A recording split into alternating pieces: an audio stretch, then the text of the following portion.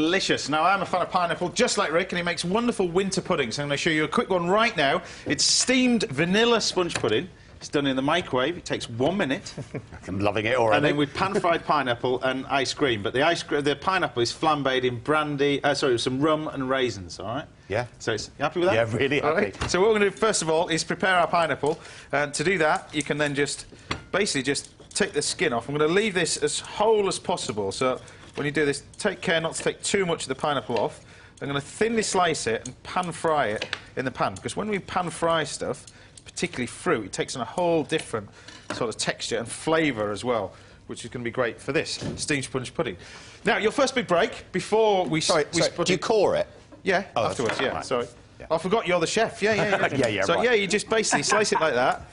Keep them intact, Michael. I will. There you go. And then you use basically a cutter, and you can just cut it out. OK.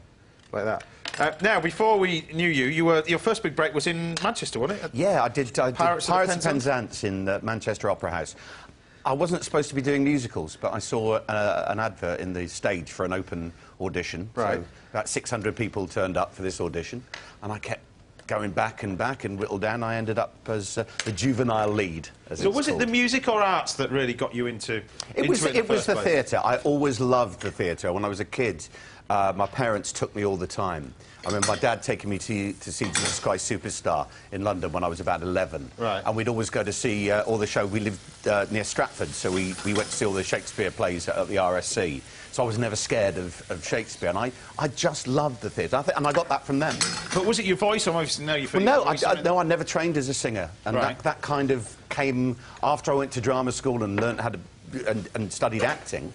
The first jobs I happened to get were singing, and that's kind of how that was I learned. it. Yeah. Because you went on to play some huge parts. Les Mis, I mean, you were in Phantom. Yeah. And Hairspray seems to be one of the things that you kind of love that. Of all the things you've ever done, yeah. that seems to be is it the one that you love most? Yeah, absolutely. I'm still doing it off and on.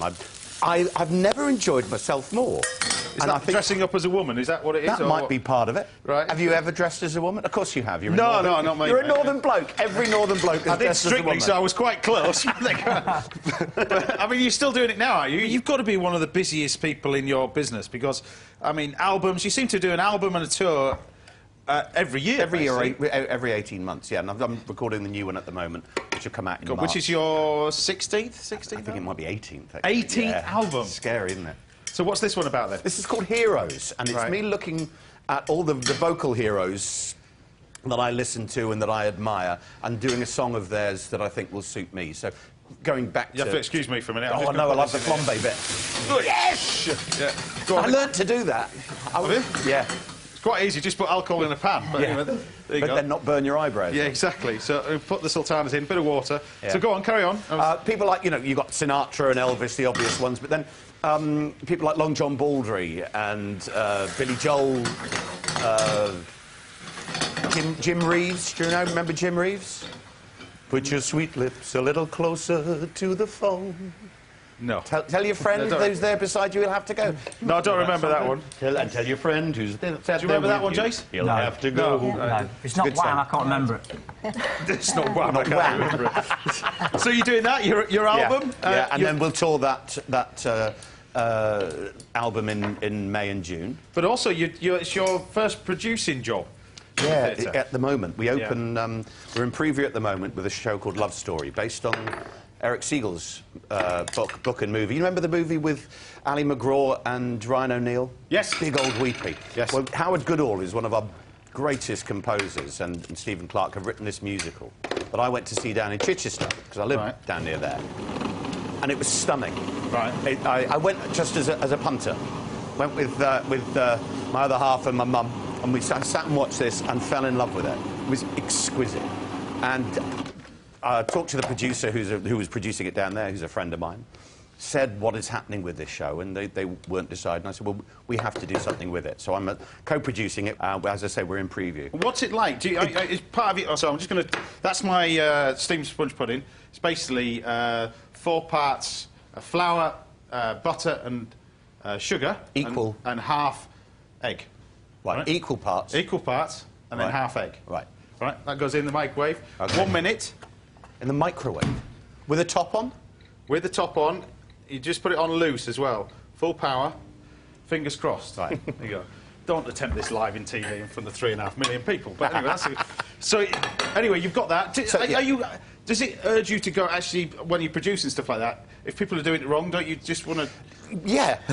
You're a control freak like me, yeah. But they don't. They're doing it... I mean, they're doing a brilliant job. It's a great cast, young cast. I had a huge sense of pride watching other people do those things. And I've been doing this business for 26 years, so you learn stuff. You kind of know the pitfalls. You kind of think you know what audiences want. And I think I've got quite good taste when it comes to musical theatre. And this is something so new and so life-affirming and exciting, and it's really an extraordinary, beautiful thing. And there's nothing else like it out there at the moment. I mean, how do you do it all? I like working. I do take time. I think if you have one day a week where you do nothing, right, and make sure you spend that with the family and do the cooking and do all those normal things, that gives you the energy and the impetus to do everything else. Especially, and if you love your work, if you love your job, it's not really work. That looks stunning. So this is your pineapple-y sort of... This is the one with the caramelly and all that sort of stuff. The thing that impresses me about you guys is that you really multitask well. You know, you can talk, and this is really quick, and it's just there, and it looks stunning. Well, you can sing and dance while dressed up as a woman. You know, I'm not going to be able to be... But I'm not cooking... what was it, a vanilla? This is a steamed sponge pudding. There is actually no back to that microwave. Somebody's just swapped it over. It's like the generation game. No, it's not. This you just got there. It's amazing. Steamed sponge pudding with ice cream, and you can put more of this sort of golden syrupy stuff on the top. A little bit of honey. But there you go. Nice, quick and simple pudding. Remember, there's cooked pineapple as well. Dive into that. It'll be hot. Yeah. I'm amazed at that. That's easy. It's so easy. Literally, you just blend it. All I've done is put a bit of vanilla pod in there, but you can flavour that with a bit of lemon zest, orange zest, anything like that. And literally just 1 minute in the microwave. I think even my wife could manage that. Mine couldn't. Happy with that? That is stunning. There you go.